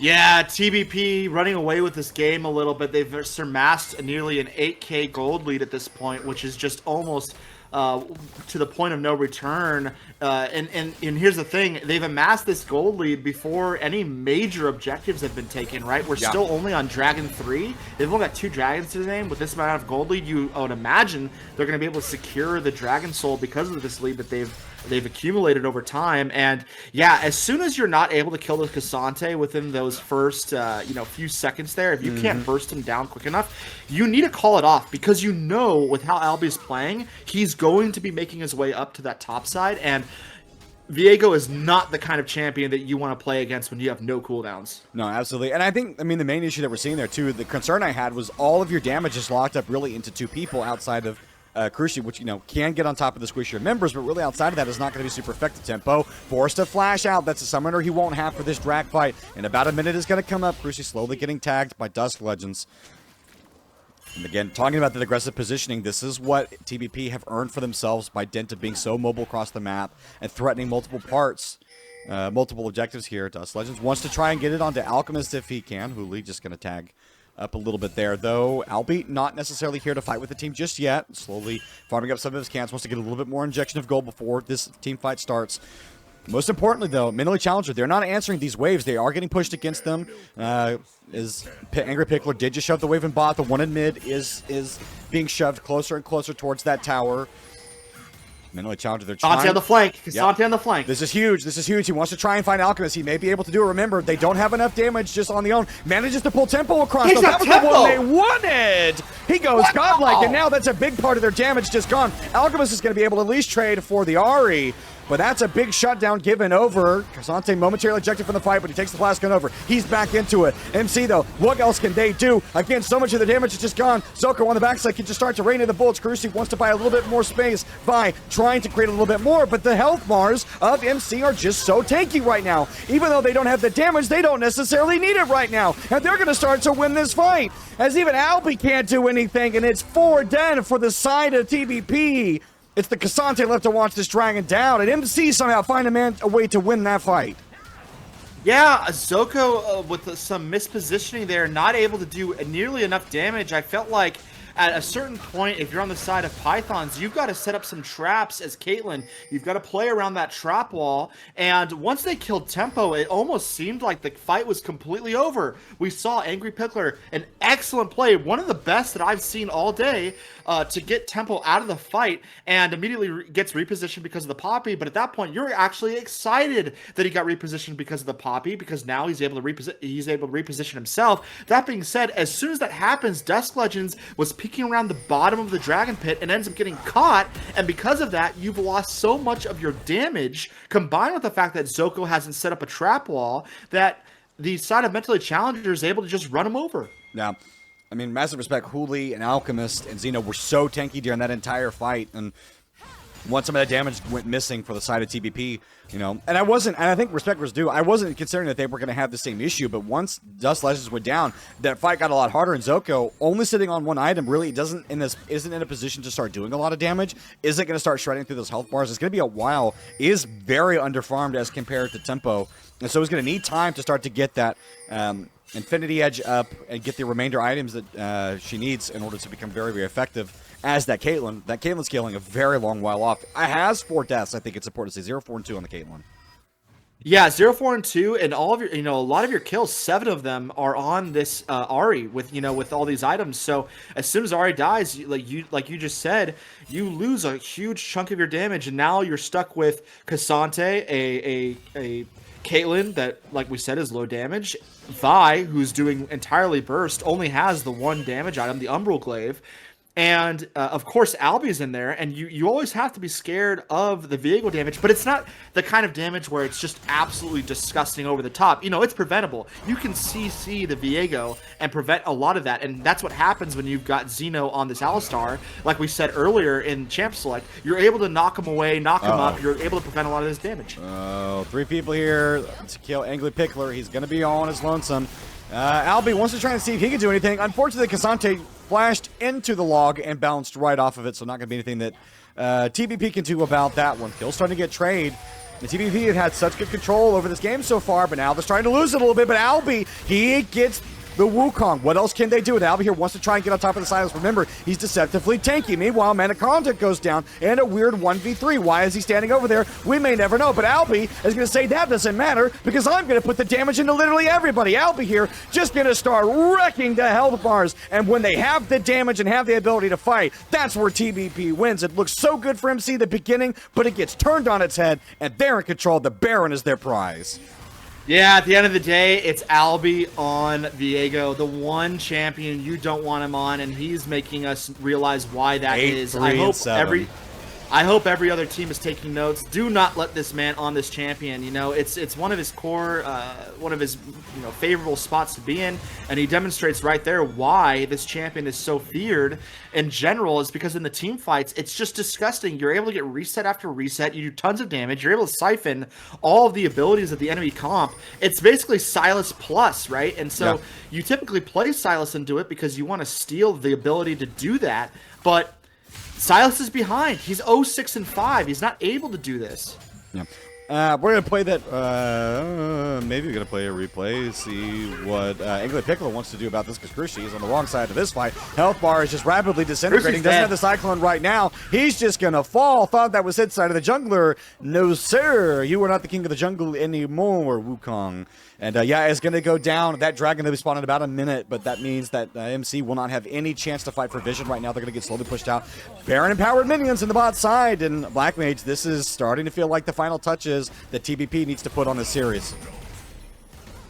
Yeah, 100% is feeling that way. That being said, there are some misplays that can happen, like what we're seeing right now with the Cassante getting caught under tower. Just stuck in the bouncy castle, and now it's a 3v3. Is that Cassante, that front line is missing. Back off. Alchemist wants to see what he can do. They're going to sacrifice Manaconda. Xeno wants to see if he can chase this even further. Albie is here, though. That dreaded Viego wants to try and see if he can get something done. Caitlin's going to die, and they're going to call it off. 4 strong. They got caught. They got the tower, but it cost them several people.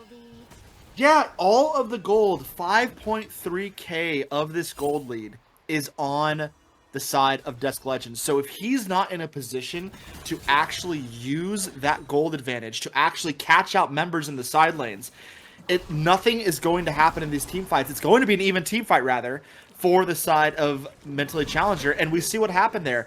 Cassante ended up getting caught under the tower. Man, he might. No, he's not going to throw away the lead. Maybe. No, maybe not.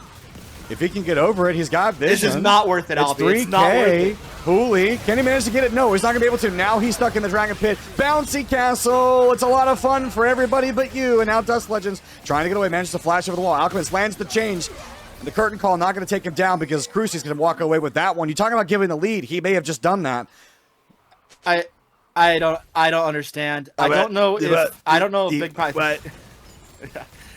I don't know if Big Python has a coach.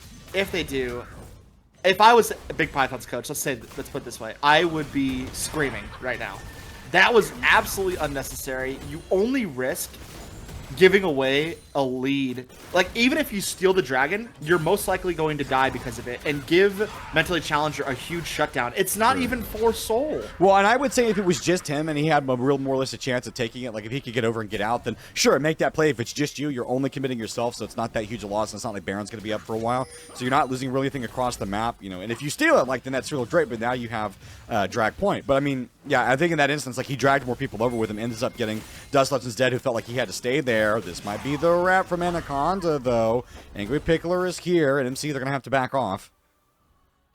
Yeah, and now there's a huge gold advantage for Tempo. Tempo is going to start doing some massive damage here on this Jhin. That fourth shot is going to absolutely crack any of the squishies. If Dusk Legends is in his purview when he gets to that fourth shot, he's going to half health him. And that's not something that you want to happen to the person that you've injected all of your gold lead into. So I don't know, if you're on the side of Big Pythons, you're a little scared at this point that you might have just thrown the game. Yeah, I think the one point to that, though, is that the Sylas is still down so heavily, is massively underfarmed, it has no kills, has a bunch of assists, but that's really not what you want out of that Sylas. And yes, he's doing a good job in playing face tanking duty, but also you need more out of the Sylas other than just the fact that he has the ability to steal away ultimates. And so I think as the longer this game goes on, the more that they will have to be concerned about as far as their damage. And if, you know, if Alchemist really can't start to collect on some of these kills, you know, what does that mean for the mid to late game? Because, you know, he's gotten 3 items completed. He's going to be about as damaging and as scary as he is right now, except if he has more survivability. Whereas the side of TBP, you know, it's 3 items now, well, 2.5 items completed for Zoko. He's going to have way more damage shelling out, and as long as TBP can keep him safe, he's going to be a massive threat to just about everybody on MC. Yeah, I think that there's still a lot of work to do. Cruzy. Like this. Yeah, there goes Dust Legends, and now they want to see what else they can get. Zoko just doesn't do quite enough damage, and Albie here trying to buy a little space. Uli on the opposite side of the turret going to be using the Steadfast Presence to buy a little bit of space. Angry Pickler comes in to play body block just to prevent any further follow-up. And MC, they're starting to feel themselves. This might be what they need to even up the series. They're going to knock down this mid-lane turret and look to set up for Baron. 100%. With Dusk Legends out of the fight, you actually have a gold lead. Oh, don't fight. Oh, no. They're going to fight this Angry Pickler. He went forward. They might have had a chance to contest this Baron, but if he can't live, if he can't get out of this, they might be losing this Baron automatically. Manages to knock in 3. Xeno, though, coming to back up his friends. Oh, Albie wants to potentially find something, but the health bars are just too good right now. 40 seconds until this Baron. They can look to reset. Nobody died, most importantly. So there is still the ability for TBP to contest this. I will say this: MC should not look to kill this Baron. Their Baron take is so slow. It's very bad. It's very bad. They need to just look for a fight before the Baron take. They need to have at least 2 or 3 members dead on the side of Big Pythons before they even attempt it. Yeah, and their Baron take will be so slow they will not be able to do it by themselves. Yeah, in a 5-5 situation. No, I agree, and I think MC's correctly deduced that as well. That they just want to see if they can get TBP to do it and then try and interfere with it, because it would be easier to kill TBP and then do the Baron than it would be try 100%. to get caught doing it. Because even though they're very survivable, once you get caught, I don't know. It feels like the damage economics changes when you get stuck in the Baron pit, where it's like maybe originally you had the ability. Oh, this might be the call. TBP. They're gonna try and rush this down while members are still gonna try and end one over. It's dangerous. They only need Cruzy to kind of steal this. They want to try and zone the Wukong off. Gonna take the blast cone over. Wukong not yet in the pit. Will they be able to finish this down? 2, 1. They get the Baron, but can they get out? Xeno trying to buy a little bit of space. He manages to get the knockup on 3. The rest of MC is here. Cyclone onto multiple people. Zoko gonna be the next to fall. Xeno gets down. Albie is gonna be in his resets. Cruzy's dead. Wait a minute, TBP. They may be happy to take this fight. Multiple members dead. The only person on TBP who is dead is Manaconda. Everyone else, all of the other damage dealers, they are available in a live tempo, though, going on a rampage. Can he kill Angry Tickler? Can they get this Kazante? No Baron surviving a triple kill for MC's bot laner, and it's an ace. They get the Baron, but MC walks away with the kills. Yeah, we've talked about it before that fight. And Tempo is slowly becoming a problem. Yeah, and now they're gonna get sold because guess what? That was a massive misplay. I think if you're on the side of Big Pythons, you've got to do a little bit better job warding up the enemy jungle. You've got to know what path they're taking to get there, and you've got to spend your resources to lock Tempo down. They don't do that, and because of it, we see Xeno just dive the backline and take up so much of their time and resources to deal with him alone that Tempo was just free shooting people in the backline and got so much damage down on his own and picks up the triple kill. Yeah. Fantastic team fight win. In the beginning, it looked so good. It looked like TBP was going to be able to just walk out with a Baron and then get the kills to go with it. But no, they're going to be able to stop any potential Baron play. They're massively swinging the gold closer towards to parity. And then the Drag Soul, huge for them too. So now this makes any of these team fights that much easier. And actually, nice for Alchemist too. Managed to come away with a kill finally in that fight, so he's gotten himself on the board. He's got himself on the board, but to be honest, I think he's really just been a form of utility for the team this far. He's got the 10 assists, and that's come primarily from the route that he's been setting up on some of these team fights. You know, Alchemist not doing the most damage, but is proving to be quite annoying, especially when he takes the Maniconda's ultimate or Dusk Legends. He's just kind of dashing around the battlefield and doing a little bit of burst damage here and there, taking up a lot of Big Python's times in these team fights. But meanwhile, yeah, if you're on Big Pythons, you've got to set aside someone to deal with tempo. And whether that's Angry Pickler or Dusk Legends looking on the side of the team fights to try to get a nice charm off, sure, someone has got to have the job of killing this guy. I don't think Maniconda can do it anymore. He doesn't have the tankiness to be able to dive him, kill him, and get out of there. And I think tempo has gotten to a point where he's actually too fast and is able to reposition quick enough to avoid Maniconda's ultimate. I agree. And I think something else that TBP needs to consider, too, is the fact that in a 5v5 death ball situation, they're not going to win. Just the takiness on the side of MC is very, very good right now. And so they need to find a way to split this composition apart where they're not having to kill, they're not having to chew through so many high health members. Yeah, Tempo just got the Guardian Angel. That is going to spell disaster if they spend all the resources on him now. Yeah, it's going to be very difficult for them to start to kill this gen. If they do get him, they're going to have to basically bodyguard his corpse in order to try and kill him a second time. But he's proved very, very difficult to kill, very, very difficult to lock down. 9, 3, and 8 on that gen. We'll see how they want to do it. I don't think you can kill Cassante here. I don't even if okay, maybe if you send 4 people. Yeah, maybe if you send 4 people, he can get it. But he's going to need to get underneath the turret. He can't. Tempo. Oh, the damage! Yeah, Tempo wanted to try and finish him off, but wasn't able to do so. They're going to push them directly underneath the turret. Angry Albie wants to see if he can get something done. Alchemist going to steal the Viego ultimate. And he's going to force multiple people to respond to him. Albie needs to find his way out of this top side and get to safety because there's no one near to help him. Yeah, despite having all this armor, Cassante, the 4th shot from Tempo just absolutely creams Oh, no, he's going to get stopped on his back. Yeah, he should have walked all the way out. That was a very greedy recall, and he's going to get punished for it. Yep. That's such a tilter.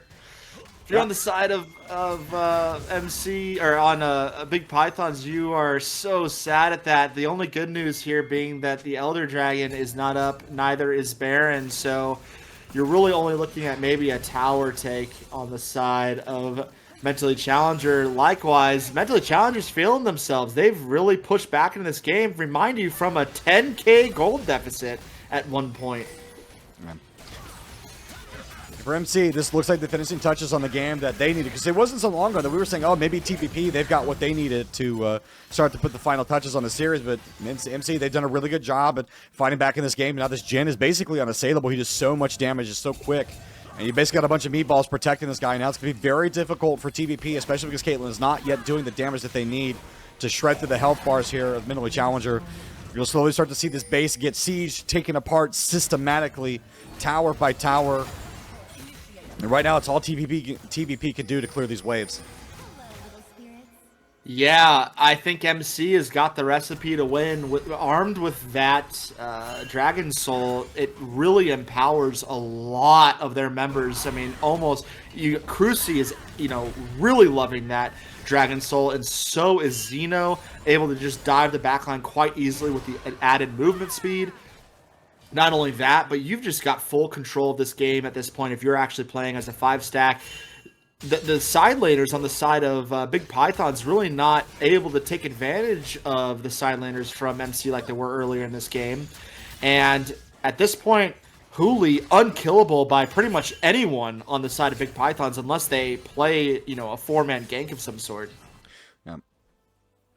For TBP, they've got to look to try and find a way to pick Tempo. That's really the name of the game. If you can get him down, then you have a chance to win. Maniconda going to get CC'd up here. This might just be the very end of this game if they can start to win this fight. Cruci already taking a little bit of damage. Tempo already got low. That was the recipe that they were looking for.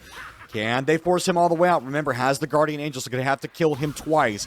Easier said than done, though. Reset's going to come out. Baron is available for both teams. 2 members resetting, the Caitlyn and the Viego. They want to walk back out here, get here as quick as they possibly can. Remember, MC, even though they have a very strong champion in tempo on that Jhin, they do not quickly do this Baron. It is still very slow for them because he really is the only damn dealer they have. So instead, may potentially be looking to try and posture around this Elder Soul. The objectives are simple for TBP. Kill the Jhin and you win.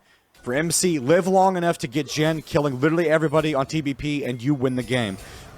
The death timers are so long right now that a disastrous team fight, 4 or 5 members of a team dropping down could spell the end for either of these teams. They're going to get spotted stacking up in that brush. I'm hoping it doesn't end the game entirely because I'm really curious what the tunneler is going to build into for Jhin. Oh, I did see that he built that. There's no way that he would be building a hull breaker, would he? It does work on ranged champions, but no shot. He'd have to be alone to get any of those stats. Yeah, but also like maybe he feels he can be. I'm interested to see what the Tunner will build to as well, because I don't know all the itemization choices for Jhin or what they build into. So we'll have to see how that happens. Angler Pickle are going to be walking forward, just trying to establish vision over the entirety of this rift. Wants to get a little bit more vision in the river. Ping's coming down. Jhin, very, very healthy right now. It is all about protect Mr. President, and the president's name is Jhin. There's a lot of assassins coming this way. Maybe a black cleaver, but that sounds really bad. I don't really know. I'm not sure what armor he'd be trying to cut through, other than maybe, I guess, trying to cut through Angly Pickler. Just because he is the tankiest member there. It's possible. We'll have to see what they can do. Zeno. Cruci on the opposite side here. He also has a GA. There are multiple GAs here. Angly Pickler going to get momentarily stunned up. Steadfast presence activated. Tempo starting to put in the damage. You can see how much those auto attacks hurts, but it is just back and forth. There is a minion wave slowly building on the bot side that's going to pressure that bot lane turret. Reset's going to come out. Not sure if this is the time they want to do it. Manaconda was potentially able to go buy something there. Angry Picker not going to get rid of it. Cruci trying to find something. Just the slow dance as Alchemist sent to us onto that wave. This is such an awkward trap wall from the side of Big Pythons. That is a trap wall you would actually set up if you were trying to take Albie, Cruci was all on his own. Maybe this is what they wanted. Not going to pop the GA yet, but he is going to drop so low. Yeah, that's a lot of damage. You should be pressing forward on the side of Big Pythons at this point. I know they don't know where they are. Well, Angry Pickler recalled, so they didn't want to fight until he came back. Yeah, but like I was saying, this trap wall setup by Zico is more of like a defensive setup, and it doesn't actually let you do anything besides play behind it. They're pulling the trigger. Yeah. This is the call to do the Elder. The members of MC, they're not close enough right now. It's going really quickly. Curtain call is going to come out. They're going to try and put damage in. That ultimate for Bobby could be so huge. They managed to get the Elder, but can they get out with it? Going to try and go unstoppable over the wall. Zoko starting to do the damage. The GA has been popped, but they haven't yet got tempo. He's going to go legendary. That's the Wukong tag. Angry Pickler, they've got to get tempo. Everything revolves on getting the Jhin. GA pops, but they have to kill him a second time. They're waiting. He gets rooted. The double kill. Tempo goes legendary, but he still dies in the end. Now it's just Hooli all on his own. At TBP, they may have found what they needed. They're going to kill the puppy. And their old timers, the respawn timers are so long, they may be able to end. They're just going to run towards the mid lane. It's only Alchemist to hold on to the base. Black Mage TBP may have done it. They did it. They did it indeed. I think that was an absolute hero play, getting so much damage down to Cruci. He's going to be absolutely pissed off after this game because of that play. The whole reason why the team had to back off, is because he got down so low. I'm not really sure why they sent Cruci to the mid lane to try to take that wave. Timer's didn't too really long. Make too much sense to me. Yeah, and he's going to be regretting that one. He's going to go look back at that playing and, oh man, if I only hadn't been there and had been with my team, we wouldn't have had to reset. But that's going to be the end of this series. TBP, a clean 2-0 over MC. Yeah, great little 2-0 there. So Big Pythons really showing us what they're made of. A scary team indeed. And hey, you cannot give Albie this champion. I think that's the note that everyone has to take moving forward, coming into the next series as Big Python moves on to the upper bracket finals. Upper bracket. The next upper bracket decider. If they win this next one, they're in finals. So winners bracket. Yeah, so winners bracket. Yeah, winners bracket finals. Yeah. Right, and then so we'll see Mentally Challenger move on to the losers bracket. They're not out of the tournament, everyone, but they still have a chance to make it through the losers bracket and possibly meet Big Pythons back in the finals later on today. But that being said, just a round of applause for both of these teams, actually showing out what they're made of here. Do we have an idea of who we're going to be interviewing? We don't yet. We're going to wait for Tyler to give us the interviewees. So we will go to a short break, and when we come back, we will have an interview with one of the victorious members of the Big Python. So don't go anywhere. We'll be back in just a few minutes. All righty, ladies and gentlemen. Well, we are back, and we have the one and the only Albie with us. How are you feeling, man, after your first win? I'm feeling really good, bro. I had a hard time sleeping last night just thinking about today's match. Hoolie's team is a really good team. We've gone back and forth with them throughout the scrims for months now. Really scary team. Both games were, very, very close. But I'm glad we were able to close it out. Gotcha. So let's walk through those first two games. Really, the only one I really kind of care about is that second one. No offense to the first. I think that was very clean by you guys. You closed out in really good fashion. But the second game, that Viego, I have been hearing about this Viego, and Blackmeat just telling me about how many people have talked about not giving you that champion. How did you feel about getting it in the series? I mean, I'm glad I finally got to play. I was not expecting to get it so late into the draft. Viego's pretty much permabanned almost every scrim we go into. They haven't been banning it lately, so we just kind of to work around what we could do with the Viego if we get it. And I feel like we really want to prioritize setting up, good team fights outside of that. And if we get it late in the rotation, then it's there for us. And I'm glad I worked out this game. Yeah. How have your expectations been as far as the tournament feeling overall, especially now that you've got the first series out of the way? Unreal, man. I love what you guys are doing. It's been amazing. I've never done something like this before. I love my team. It's been amazing to be able to practice, really set everything up, and seeing it come to fruition today is it's great, and it's everything more than I expected. Awesome. Albie, I got a question of my own. In that second game, we saw towards the ending there when you guys were positioning around the Elder Dragon, there was a moment where Cruci actually ended up walking into the mid lane to clear a wave on this Wukong. What was the reaction like on your team once you saw that jungler misposition outward before I saw your entire team almost collapse, and you didn't end up killing him, but it seemed to do the damage that was necessary to force their team to actually reset? What was the reaction like on your team as soon as that happened? Yeah, so before that, I don't know if you saw me, I was like kind of snaking through top side of Drake Pit and then bottom side. I was trying to like be unpredictable where I'm at. And then when I saw the Wukong just walking mid, I'm like, yo, I can play for a chunk here because the whole team's hovering, Elder. So I played for the chunk there, and then all of a sudden he's half HP with not a lot of sustain on his team. That chunk really sets us up, for a better team fight if it comes. And obviously, later on we see, I think it was the Alistar reset in the bush, and that just kind of set up everything up to just go Elder, and then we played the fight from there. So their whole team reset, by the way. I don't know if obviously y'all would have been able to see that in the vision, but as soon as you chunked him out and Cruzy got back to safety, the entire team reset, which caught both of us off guard. Was like, oh, they're gonna give over, they're gonna give over Elder pressure. We were super surprised that they backed all of them. Yeah, we only saw the Alistar, but that was enough for us. Wow. Yeah, that was, we both said it as soon as it happened, that one small play where you chunk out the Wukong results in pretty much the end of the game. And really excited to see what your team has moving forward. I don't know if you had anything else that you wanted to tell us while you're on this in this interview. No, just thank you for having me. I love you guys, and thank you everybody watching. I hope we can make you guys proud. Awesome. Well, Albie, good luck to you. Go back and join your team. Enjoy a short break before y'all's next series, and wishing y'all the best of luck. Hope to see y'all potentially in grand finals. It's been a lot of fun casting your first two games, and if that's how it's going to be, I hope we get more of those. You got it. I'll do my best. All right. Cheers, brother.